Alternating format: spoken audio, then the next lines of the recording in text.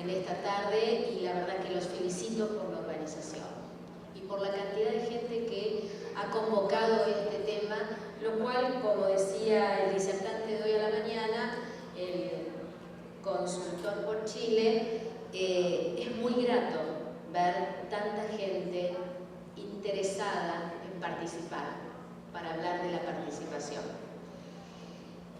Cuando, claro, uno tiene la costumbre quizás de preparar una conferencia y cuando empiezan a disertar profesores de otros países o locales sobre el mismo tema, uno tiende a cambiar y a ir incorporando los valiosos aportes. Y este un poquito es el objetivo. La verdad es que a mí me gusta encarar la participación desde un concepto más amplio que es el del control social. Creo que esta noción de control social incorpora, entre otros aspectos, la participación ciudadana, con los problemas que configura el control. Como ustedes saben, y según lo decía Diego Valadez, lo dice Diego Valadez, el poder controla pero no quiere ser controlado. Y la verdad es que es uno de los problemas que suele tener el ser humano. El ser humano tiende a controlar al otro, pero frente al control de los otros lo rechaza. Es propio de la humanidad. Entonces, hablar de control siempre trae algunos problemas, le diría, no jurídicos, psicológicos. ¿Cómo enfrentarse al control? Esta modalidad del control social tiene además algunas características, y es que puede estar representada a través de infinidad de modalidades o de formas de expresión, porque la sociedad lo es así.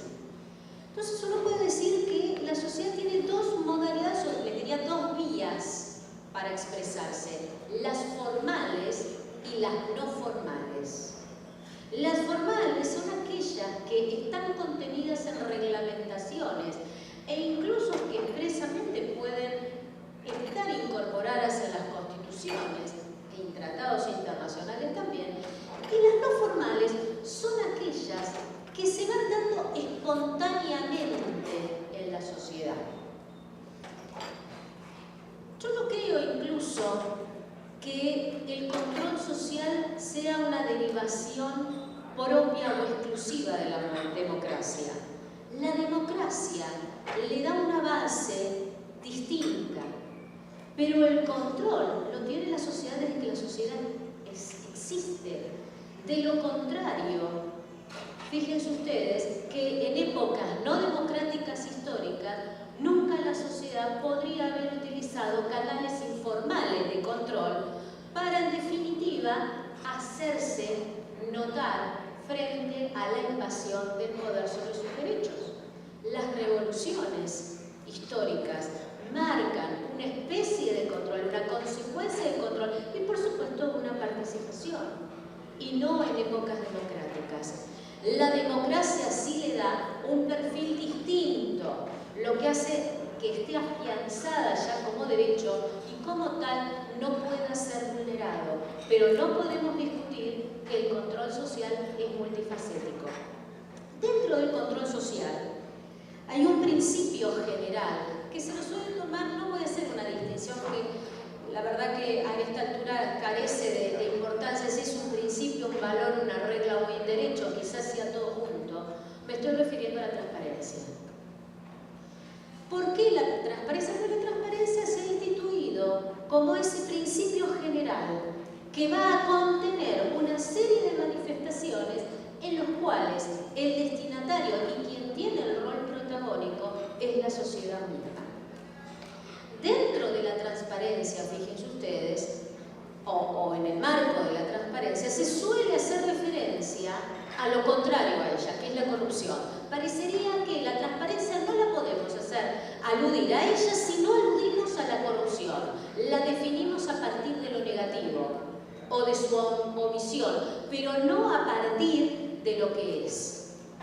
A punto tal que doctrinarios del derecho público ya comienzan a hablar de un derecho fundamental a la no corrupción, como ese derecho derecho que viene a plasmar la transparencia en un sentido, les diría, concreto para ser ejercido. Ese derecho a la no corrupción le daría a la sociedad las herramientas necesarias justamente para oponerse a los actos corruptos, denunciarlos, controlarlos. Dentro de la transparencia, y evidentemente como un principio separado pero unido a ella, está la participación ciudadana. Y la verdad es que la sociedad participa individualmente quien lo compone o en su conjunto, en forma organizada o desorganizadamente, espontáneamente. Las redes sociales son un ejemplo, como de repente la persona, la sociedad, los grupos participan en decisiones, generan además un movimiento dentro de los gobiernos a partir de su manifestación totalmente espontánea. Ahora, esto es una modalidad dentro de la participación. A mí me va a interesar no solamente estas, sino aquellas que suelen estar reglamentadas. Son aquellas que tienen un perfil o cauce jurídico, pero que, en definitiva, a la hora de practicarlas, tienen un efecto no tan positivo como las otras participaciones desorganizadas. Es como si encuadrar una modalidad de coparticipación en el derecho le pondría límites y los efectos se convertirían en esos mitos del que hoy hablaba el expositor muy bien, de la burocracia. ¿Por qué procedimientos de participación, cuando están reglamentados, caen a veces en ese vacío de una burocracia administrativa? Voy a dar algunos ejemplos. En todos los países, la participación, y acá sí me voy a referir no a la participación en la conformación de leyes, no a la participación en órganos específicos, sino a la participación en el ámbito de la administración. Hay una modalidad muy común que es el de las audiencias públicas o convocatorias públicas. Y voy a dar el ejemplo de mi país porque en materia de servicios públicos ha tenido realmente un protagonismo especial. En la década del 90, en la República Argentina, se produce una reforma del Estado legislada. Realmente fue el legislador el que asumió el compromiso de la reforma del Estado y, por supuesto, acompañado por una serie de reglamentaciones del Poder Ejecutivo. En primer lugar, ¿cómo se definía el servicio público? ¿Qué era el servicio público? Si era igual que la función pública, si el servicio público estaba relacionado con el empleo público, si el servicio público era una actividad comercial o industrial. Bueno, la verdad es que dio lugar a mucha doctrina y jurisprudencia. Pero limitando el servicio público a aquellos que sí uno puede identificar en todos los países como estas actividades comerciales o industriales, el transporte público, incluso hasta la educación, la electricidad, la energía en general, el agua, que en muchos países tiene un protagonismo especial, lo que es la provisión de agua potable. Lo cierto es que frente a todas las técnicas privatizadoras y de concesión, donde la transferencia de la gestión era a un privado, empieza a cobrar la sociedad empieza a tener un especial rol. ¿Cómo, cuando el servicio público es prestado por un particular, puede la sociedad equilibrar ese dominio que pasa a tener el prestador privado para asegurar que un servicio público eficiente, eficaz, económico y tarifas justas y razonables? Comienzan entonces a dictarse una serie de normas en el cual se prevé la audiencia pública o convocatoria pública. ¿Para qué? Para que frente a cada una de las decisiones que deba tomarse vinculado a estos servicios públicos, evidentemente la sociedad pueda expresarse y en última instancia, porque así ha sido, la verdad es que se ha visto reflejado en la práctica, en última instancia oponerse a esa modificación que se pretende hacer en la prestación. Si ustedes me preguntaron cuáles han sido los resultados, en cierta forma positivos la sociedad se hizo escuchar y en otros negativos. Quizás porque la propia sociedad no pudo organizarse, tal vez porque lo que la sociedad oponía no era vinculante para la autoridad, aunque la autoridad en definitiva tomaba muy en cuenta el resultado de las audiencias públicas. Lo cierto es que la audiencia pública permitió escuchar al ciudadano, pero no mejoró la prestación.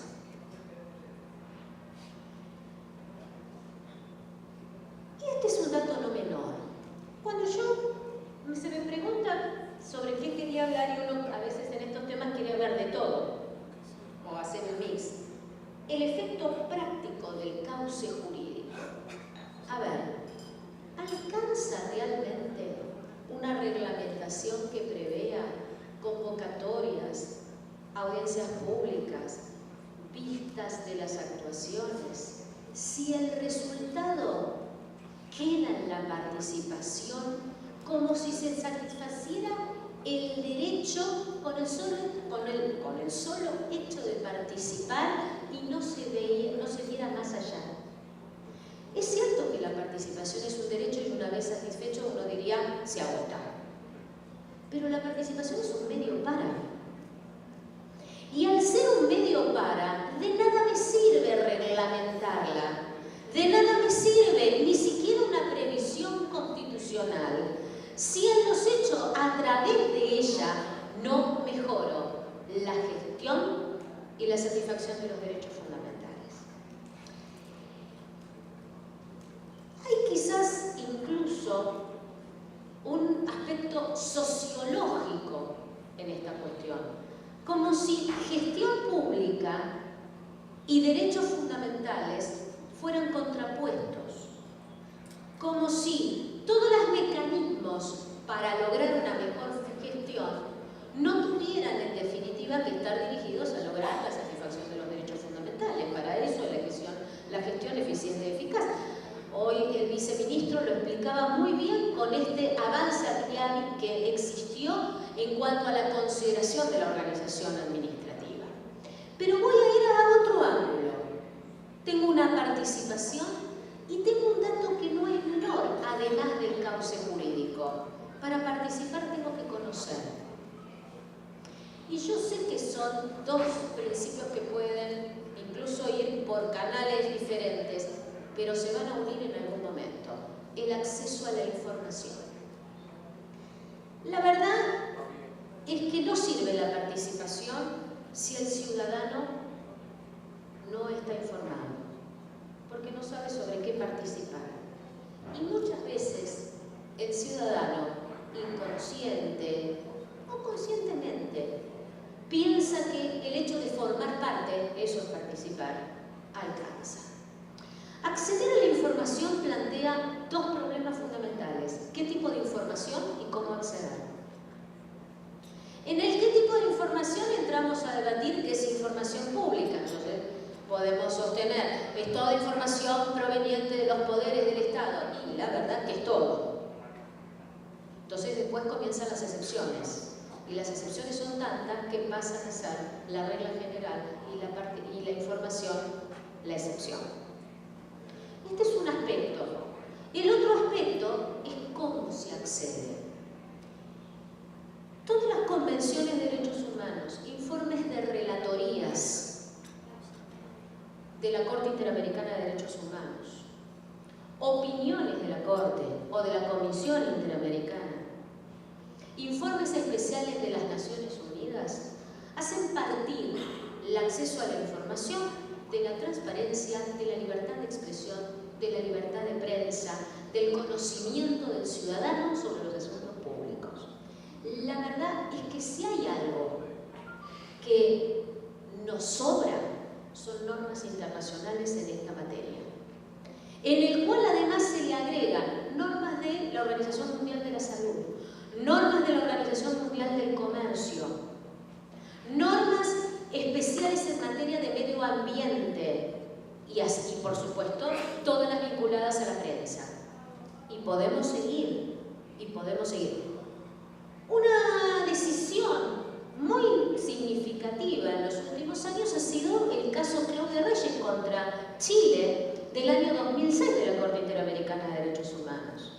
en el cual justamente este Tribunal Internacional hizo hincapié fundamental de dónde surgía este acceso a la información, a punto tal de considerarlo un derecho fundamental derivado de la dignidad del hombre en sociedad. Así que, la verdad es que no nos faltan normas internacionales para sustentar este derecho. Luego tenemos las normas constitucionales, legales. Hay excelentes normas en este país, incluso hoy se nombró la Ley 107, que le da un perfil amplio a todas estas materias. Con lo cual tampoco, y una de las disertantes hoy manifestó muy bien cuántas son las normas que hay en esta cuestión. No nos faltan normas. ¿No será que quizás el exceso de normas atenta contra el acceso a la información? Voy al otro aspecto, ¿cómo acceder?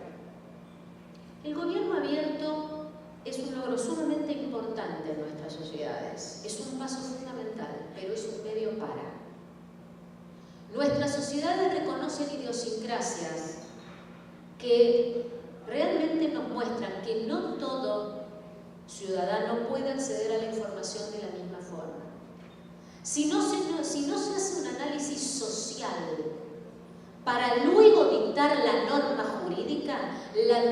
jurídica no sirve. Realmente.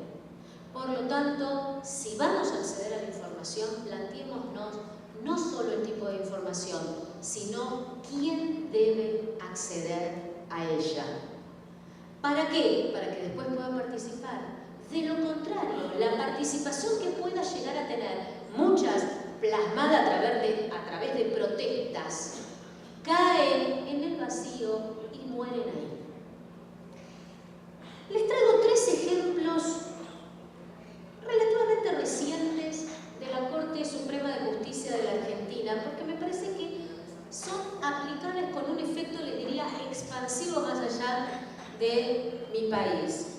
Vieron que últimamente entre el Papa Francisco, Máxima de Holanda, Messi, ya estamos. Así que ahora les traigo encima los fallos de la Corte.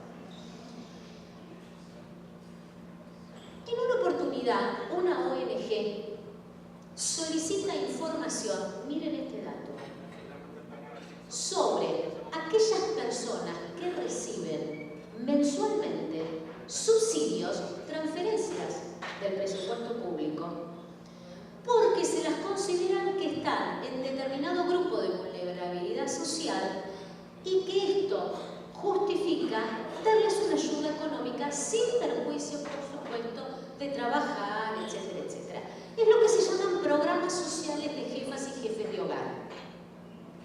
Una ONG se presenta y le solicita al Ministerio de Desarrollo Social el listado de personas, nombre y número de documento que reciben esos fondos. ¿Por qué? Porque sospechaba y había recibido denuncias que esos fondos no eran destinados a quien debía estar destinado de acuerdo al objetivo del programa social, sino que estaba dirigida con fines políticos. Claro, en la primera contestación del Ministerio de Desarrollo Social, cuando recibe como procedimiento administrativo en su mesa de entrada el pedido de esta ONG, es rechazarlo. Usted me está pidiendo datos personales.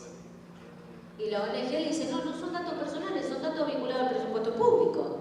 Son transferencias de fondo público. El caso llega a la justicia y también a la Corte Suprema de Justicia de la Nación, que evidentemente hace lugar al reclamo de la ONG. El caso dio mucho que hablar por los datos que se solicitaban. ¿Para qué quería la ONG esos datos? ¿Para poner en su página web? No, quería controlar, nada más que controlar que los fondos públicos se aplicaran a personas que realmente se merecían esos fondos. Publicitarlo. ¿Por qué? Porque acceder a la información no es lo mismo que dar publicidad. Tener publicidad no es lo mismo que publicar. Publicar es otro aspecto. ¿Cuál fue el fundamento de la Corte? Además de hacer un relato exhaustivo en varias páginas de todos los antecedentes internacionales. Bueno, mire, no es estigmatizante, que era el argumento del Ministerio, ¿no? Es estigmatizante dar el informe sobre las personas que reciben estos fondos. lo que es estigmatizante es tener personas que todavía reciban esos fondos porque no pueden estar en condiciones sociales suficientes para que con sus ingresos poder satisfacer sus derechos fundamentales. Interesante. Acá el problema es el dato. El segundo caso fue un caso también muy particular. ¿Por qué? Porque claro, los argentinos somos así. Vivimos hablando de acceso a la información, pero no tenemos una ley de acceso a la información. Yo voy a ser sincera, cuando he trabajado muchas veces el tema, uno de las normas que yo tomo en cuenta es la norma dominicana. No tenemos ley de acceso a la información. Y sin embargo tenemos una justicia pro participación y pro acceso a la información. ¿Qué sucedió? Claro, tenemos un decreto. Como es decreto, es un decreto del Poder Ejecutivo. Por lo tanto, ¿a quién obliga? Es el Poder Ejecutivo, Administración Central y Descentralizada. Hay una entidad, el PAMI, que es una entidad que maneja todos los fondos de pensionados y jubilados. Una vez que cumple una determinada edad, digamos todo lo que es la obra social de la tercera edad. Esta entidad no forma parte del Poder Ejecutivo Nacional. Tiene una categoría especial, no voy a ingresar en este concepto, que es el de persona pública no estatal. Listo. Pero lo importante era que el decreto no incluía específicamente a entes de esta naturaleza para brindar información. Por lo tanto, no lo obligaba. ¿Qué es lo que pide otra ONG distinta al PAMI? Información sobre la aplicación de determinados fondos que estaban siendo destinadas a publicidad oficial. El PAMI recibe fondos de todos aquellos que trabajamos y que van destinados a la tercera edad, más fondos presupuestarios. Mensualmente se les transfieren determinadas partidas presupuestarias. Lo que le pedía la ONG era la aplicación de esos fondos públicos, porque estaban siendo destinados a un fin que para la ONG no era para lo que tendría que estar previsto. ¿Qué es lo que dice PAMI? A mí no se me aplica el decreto, yo estoy afuera. Y usted me pide la información y pasa el decreto. Por lo tanto, no le voy a dar la información. La ONG recurre a la justicia y el caso llega a la Corte. Entonces la Corte tiene un buen problema ahí. El problema es cómo sortea la valla del propio decreto, donde no incluye al PAMI como obligado. ¿Y cómo lo hace? A partir de la naturaleza de la información. Y le dice, mire, usted tenga ley o no tenga ley, independientemente que la Corte insta al Poder Legislativo a dictar una ley, acá hay un derecho reconocido en el decreto, pero el decreto, dentro de sus objetivos, lo que tiene es el de transparentar la información pública. Y usted, tenga la naturaleza jurídica que tenga, está manejando fondos públicos destinados a fondos justamente a fines públicos. Por lo tanto, tiene las normas constitucionales, los principios de transparencia, favorece la participación ciudadana al acceder a esa información, porque está controlando la ciudadanía a través de esa información. En tercer lugar, lo que hace es evidentemente aplicar en forma directa, como viene hace años sosteniendo el máximo tribunal, los programas, digamos, las convenciones internacionales. Por lo tanto, tiene deber de informar sobre este aspecto. Y por supuesto, condenó al PAMI. ¿Por qué la importancia? Porque no había una norma específica en el ámbito nacional que la obligara. Surge de la interpretación de los tratados internacionales. Este dato no es menor. Si mañana se derogan todas las normas dominicanas vinculadas al control social, señoras y señores, no se hagan problema. Es un derecho fundamental que emerge de la dignidad humana y que emergen de tratados internacionales a los cuales nuestros países se han adherido. El tercer caso reciente, YPF, la empresa estatal de exploración, explotación y distribución de petróleo. Es un término más grande, hidrocarburos, petróleo. YPF era privada. Hace poco tiempo se estatiza, y se estatiza por una ley. Se estatiza y la mayoría del capital es estatal. Hay un porcentaje muy chico, muy pequeño, en manos de un privado. YPF celebra un contrato con Chevron vinculado a un pozo petrolero que se considera el pozo petrolero más importante de toda América, que es Vaca Muerta. Se llama Vaca Muerta. Este contrato con Chevron se celebra, lo firma el presidente de YPF con el directorio de Chevron y no se da publicidad.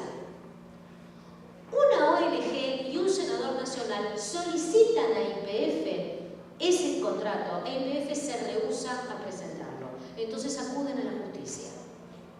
Y el caso llega a la Corte. ¿Y qué dice la Corte? Señoras y señores, el contrato es un contrato público. El yacimiento no es privado, es público. Pero además le agrego otra situación. YPF como sociedad del Estado, y yo sé que nuestros países todos tienen un problema grave en este momento con las empresas y sociedades del Estado y su naturaleza jurídica. La ley que estatiza YPF expresa de que no se le aplica ninguna norma de derecho público. Ahora, la Corte dice, ¿saben qué? El titular de YPF lo nombra el Poder Ejecutivo. Obedece a las directivas del Poder Ejecutivo según el decreto.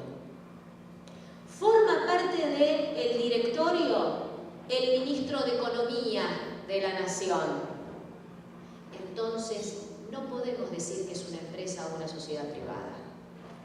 Tiene naturaleza pública.